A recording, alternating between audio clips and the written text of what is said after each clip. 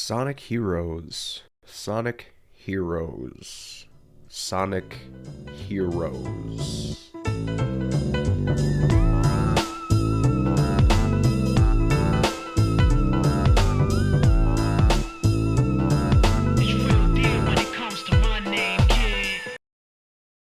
Yeah, I mean, at first glance, it's a little weird.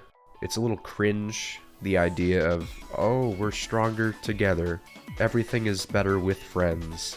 Yeah. You see, Sonic Heroes is going for the idea that everybody is stronger together. And while there's nothing inherently wrong with that, once again, it's another situation where rather than just giving people what they want, that is a straightforward 3D Sonic game where you play as Sonic and you're running through, these big stages, they decided to once again flip the formula and give us Sonic Heroes. That being said, Sonic Heroes is not a bad game at all. Sonic Heroes has, I guess in my opinion, aged decently alright. I remember as a kid playing this game and finding myself to be extremely frustrated with it. I got stuck so many times. I found myself sitting for hours on end trying to figure out what to do, getting really sick of the levels, getting really sick of everything, because Sonic Heroes is a very long-winded game, and I'll get to why in just a little bit. But playing it now, Sonic Heroes is a fun time, and I can respect what they were trying to go for here, funny enough.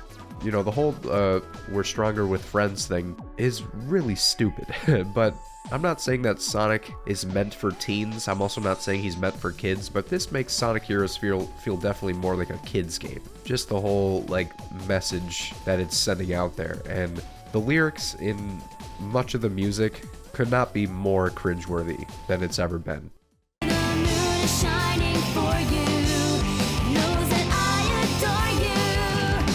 But when we take a look at Sonic Heroes gameplay, it's actually a really well-refined system they have going on here. So you have three characters that you're playing as. You're playing as a speed character, a power character, and a flying character. And you utilize these three attributes and you mix them together to create a system where you're essentially playing classic 3D Sonic levels with just some added elements of power and flight. While that may sound like the power and the flight are detracting from the speed, which is the main focus of every Sonic game, it actually enhances it, because these levels are constructed in a way that flows extremely well. These levels flow extremely well when it comes to this system of these three attributes. The core element of maintaining momentum through these levels is still there. It's not diluted by the power or the flight attributes. If anything, it's enhanced by them, because you still have the speed focus as the core. Sonic is still the guy here. He's still the man.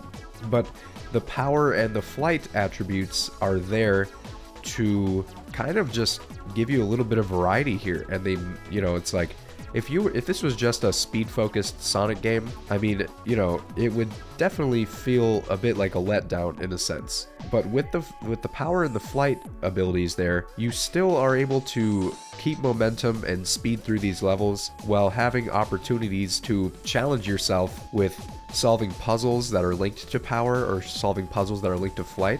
And the pace can still be kept up here. It doesn't slow things down. And I really think that the system was really well refined here. A big complaint I see about Sonic Heroes is that, you got your speed sections, and then in between the speed sections, you're stopping and you're fighting enemies. But even fighting the enemies have a decent system going, because there's a level up system. So the more enemies that you defeat, the more likely you're going to get power-ups, and each character gets 3 power-ups per stage, and with every power-up they become stronger and stronger, making it easier to blow past enemies. So there's a huge incentive here to defeat the enemies. It's not like you're just mindlessly, running past them or mindlessly defeating them and, it's boring as hell. No, there's actually incentive here. And once you can max out your character's abilities, it makes it easier for you to speed through these levels, which is the whole idea of Sonic. The whole idea of Sonic is, of course, to become so good at a stage that you can blow through it, as fast as you can. And you can do that by defeating the enemies, and you can also do that by mastering this three-way system of speed, flight, and power. So essentially what it's doing is it's taking the classic Sonic formula and basically just adding flavor to it, adding zest, if you will. Zest. And it's also further enhanced by, well, really well-crafted stages. The stages in Sonic Heroes are really they have like a seismic nature to them, and I really like that. It feels like every stage is just epic. It's epic, and you know, they really paid attention to the art style and the theming. You know, there isn't really a single stage that I can think of that I would deem as ugly looking or a bore to exist within. Each stage has really just a really cool theme to it, and you know, the music is just top notch in this bitch. God damn, I can't think of a bad song. I can't think of an uninteresting background song for a stage. Like, they really came through with the music on this one. Like I said before, the stages in this game have a seismic nature to them, and with that comes arguably a drawback of them being very long. I can't think of a single stage in this game where I completed it in less than 8 minutes. Like, literally, these stages take 8 minutes to complete, unless you're, you know, a speedrunner or something like that, which is insane.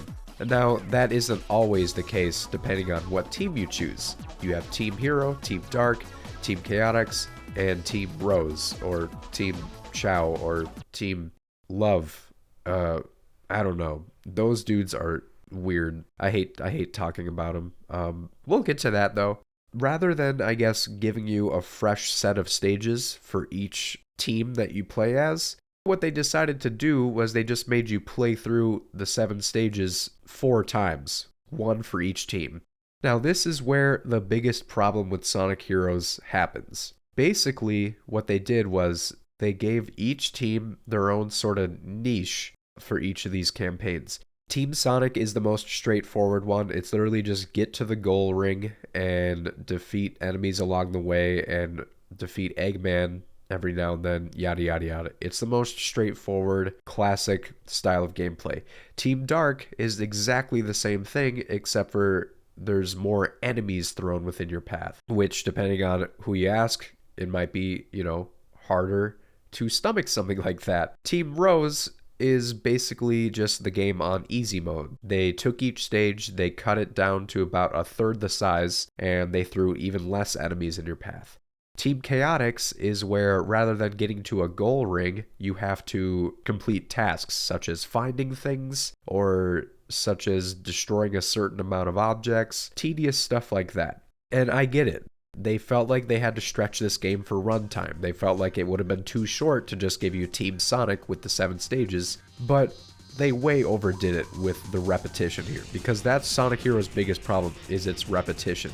While this game is fun to play in the moment, by the time you've completed all 4 teams, you don't want anything to do with this game. You don't want anything more to do with these stages, because you've spent so much time playing them. You've played through them so many times that even though these stages are really well done and they're really fun to exist in, you don't want anything more to do with them because you've played through them so many times. Team Sonic and Team Dark aren't too bad because, you know, when you're playing as Team Sonic, it's the most straightforward thing and you're basically just getting bare bones Sonic Heroes. Team Dark is the same thing, but just with some more enemies, which, you know, you could just say, oh, it's the game on hard mode, that's cool. But when it comes to Team Rose and Team Chaotix, that's where you really start to feel the repetition. Team Rose, oh god, I almost debated on not even recording footage for Team Rose because I think it is the biggest waste of time possible in a game. Because it's the game on easy mode, and naturally most people are going to play as Team Sonic or Team Dark. That's just what you would do when you first pick up this game. Nobody's going to go right to Team Rose first. Nobody would even consider that. So naturally what would happen here is you would probably play through Team Sonic or Team Dark, and then you get to Team Rose, and suddenly you're playing this extremely dumbed down version of the game, and you're like, wow, this is the most boring thing I've ever experienced. What the hell? So they really should have just cut Team Rose from this game.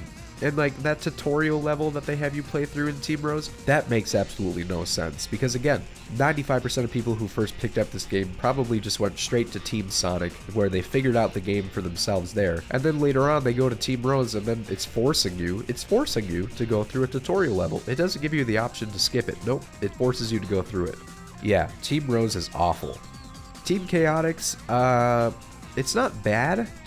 yeah, Team Chaotix is okay. I mean, you're going and you're finding things. It's not as slow paced as Team Rose. It's not as boring, but again, it just feels unnecessary because for one thing, I don't think we care too much about these characters, SPO, Vector, and Charmy. They are new characters, but I just don't think that they were likable enough in the moment to really warrant us wanting to play them, at least in my opinion.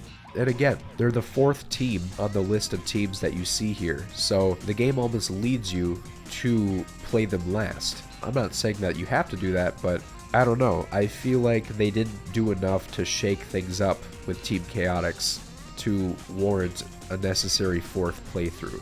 Again, you can play these teams in any order you want, but most people are going to be playing as Team Sonic first, so by the time they get to Team Rose or Team Chaotix, they're just going to want to be done with this game.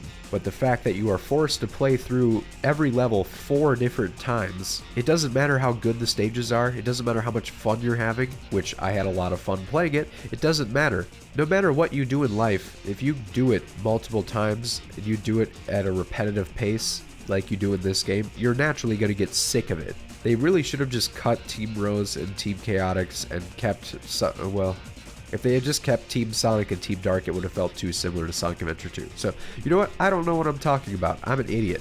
My point is, Sonic Heroes is a really awesome game until it isn't. Nobody should ever be forced to do the same thing over and over and over again, no matter how fun it is, no matter how good or how quality the gameplay, no matter how quality the music is, no matter how quality the stages are, eventually you get sick of it. That's just how life works. After you beat the last fight, it encourages you to try and get an A rank on all the stages. Yeah, no, fuck that. I do not want to do that. I'm good, dude. I'm good.